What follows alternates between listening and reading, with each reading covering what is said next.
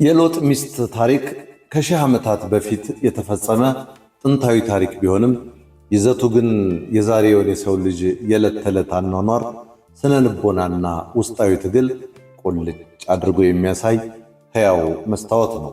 ሎጥ ወደ ኋላ የተመለከተችው በአካል ብቻ ሳይሆን በልቧ ጭምር ነበር። ዛሬም እኛ ሰዎች በሕይወታችን ውስጥ በተለያየ መንገድ የሎጥ ሚስት እንሆናለን። ይህንን ታሪክ ከኛ ዘመናዊ የአኗኗር ዘይቤ ጋር በማመሳሰል በተወሰነ መንገድ እንመልከተው። የሎጥ ሚስት ከሰዶም እየወጣችም ልቧ ግን ወደ ኋላ የቀረው በዚያ በነበራት ምቾት ትውስታና ማህበራዊ ሕይወት ምክንያት ነው። ከሰዎች ሕይወት ጋር ስናነጻጽረው ብዙዎቻችን ዛሬ ካለፈው ሕይወታችን ጋር ተጣብቀን እንኖራለን። ያመለጣቸውን ዕድሎች፣ የፈረሱ ግንኙነቶችን ወይም ያለፈውን ጥሩ ጊዜ እያሰቡ ዛሬን በደስታ መኖር የማይችሉ ሰዎች ቁጥር ቀላል አይደለም። አዲስ ሕይወት ለመጀመር እየሞከርን ልባችን ግን ያለፈው ነገር ላይ ሲቀር በሕይወታችን ወደፊት መራመድ አቅቶን ልክ እንደ ጨው አምድ ባንድ ቦታ እንቀረቀራለን።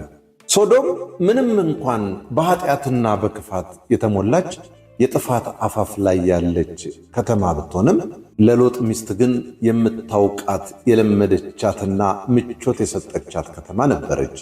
ወደ ተራራው መሸሽ ግን አዲስ አስፈሪና ያልተለመደ ጉዞ ነበር። ሰዎች ሕይወት ጋር ሲነጻጸር ደግሞ እኛም ሰዎች ብዙ ጊዜ የሚጎዳንን ወይም ወደ ታች የሚጎትተንን ያኗኗር ዘይቤ፣ ለምሳሌ መርዛማ የፍቅር ግንኙነት፣ የማይመቸን ግንባታ የሌለው ሥራ ወይም መጥፎ ሱሶች መተው ይከብደናል። ምክንያቱም ቦታው ቢጎዳንም እንኳ የለመድነው ስለሆነ ፍርሃት አይሰጠንም። አዲስና የተሻለ ሕይወት ለመጀመር የሚጠይቀውን ፈተና በመፍራት ወደ አሮጌውና ወደሚጠፋው ምቾታችን ዞር ብለን በማየት ሕይወታችንን እናበላሻለን። የሎጥ ሚስት በሶዶም ውስጥ ያፈራችው ሀብት ንብረትና ቤት ነበራት። ወደ ኋላ እንድታይ ያደረጋት አንዱ ትልቅ ኃይል ይሄ ሁሉ ጥሪቴና ንብረቴ ሊጠፋ ነው የሚለው የቁጭት ስሜት ነው። በዘመናዊው ዓለም የሰው ልጅ ዋጋውና ደስታው የሚለካው ባለው ቁሳቁስ፣ በሚያሳየው የቅንጦት ሕይወትና በውጫዊ ስሙ ይመስላል። ብዙ ጊዜ ውስጣዊ ሰላማችንን፣ ቤተሰባችንን ወይም ሰብአዊነታችንን እየቀማን ያለን ነገር ወይም ነገን የማይሰጠን የሰዶም አይነት ሕይወት ለመልቀቅ እንቸገራለን። ቁሳቁስን ከነፍሳችን አስበልጠን ስንሰጥ በቁም የቀዘቀዝን የቁስ አምዶች እንሆናለን። መላእክቱ ወደ ኋላ አትዩ ብለው ጥብቅና ግልጽ መመሪያ ሰጥቷቸው ነበር። እርሷ ግን ያንን መለኮታዊ ምክር አቅልላ አየችው። ዛሬም በሕይወታችን ውስጥ የጤና ባለሙያዎች፣ የሕይወት አማካሪዎች ወይም ሕሊናችን የሚሰጡንን ቀይ መብራቶች ችላ እንላለን። ይህ ሱስ ይጎዳሃል፣ ይህ አካሄድ ያጠፋሃል፣ ይህ አስተሳሰብ ያደህያሃል የሚሉ መረጃዎች እያሉን ምንም አልሆንም በሚል ትዕቢት ወይም ቸልተኝነት ወደ መጥፎ መስመር እንገባለን። ውጤቱ ግን ድንገተኛ ውድቀት ይሆናል።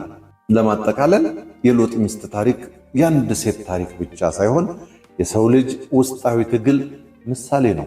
ታሪኩ ዛሬ ለኛ የሚነግረን ታላቅ እውነት አለ። ትላንትናን እያዩ ነገን መገንባት አይቻልም። አሮጌው ስህተት ካልተሳካ ግንኙነት ወይም ካለፈው ውድቀት ተምሮ ፊትን ወደፊት ማዞር የተሻለ ሕይወትን ይሰጣል። ወደ ኋላ መመልከት ግን አሁን የምንኖርባትን ቅጽበት ቀምቶ ወደፊት እንዳንራመድ አድርጎ ያቆመናል። ባጭሩ ካለፈው የሕይወት ምዕራፋችን ስንወጣ በአካል ብቻ ሳይሆን በልብም ጭምር ደህና ሰንብት ማለት መቻል እንዳለብን የሎጥ ሚስት ታሪክ ትልቅ የሕይወት መማሪያ ዘይቤ ይሆነናል። አዘጋጅና አቅራቢ በለጠ ሸቴ ዘሀገረ ኢትዮጵያ እንዳቀረበው